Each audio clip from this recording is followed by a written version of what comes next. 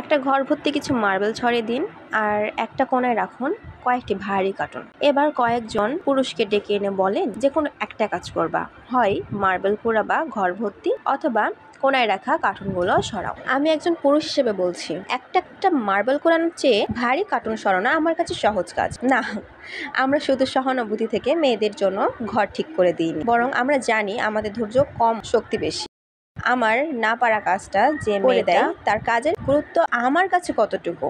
পুরুষ শাসিত এই সমাজে মেয়েটা নিজেও মাথা নিচু করে বলে সে নাকি কিছুই করে না। রাত 12টার পরেও মশারি গুজতে গুজতে মেয়েটা ভাবে সে একটা গৃহিণী। ঘুম থেকে উঠে সাজানো ডাইনিং দেখে চোখ দুটো চকচক করলেও দৃষ্টির আড়ালে থেকে যায় তার গরম চুলার ভাব। লবণ কম অথবা ঝাল বেশি আমাদের দৃষ্টি না এড়ালেও গরম তেলে ফোসকা পড়াটা ঠিকই থাকে আমাদের এই দৃষ্টির আড়ালে।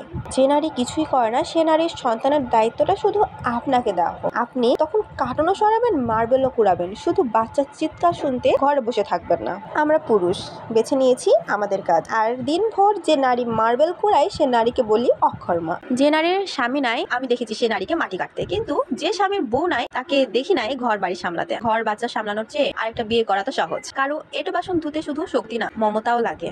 আপনি খাটলে বেতন পান, সে খাটলে ভালোবাসা পাই। তো এই গল্পটা লিখেছেন একজন পুরুষ, অথচ প্রতিটা লাইনের প্রতিটা শব্দ মেয়েদের উৎসর্গ করে লেখা। তার অর্ধাঙ্গিনী নিঃসন্দেহে ভাগ্যবতী। আপনাদের কি মনে হয় অবশ্যই জানাবেন।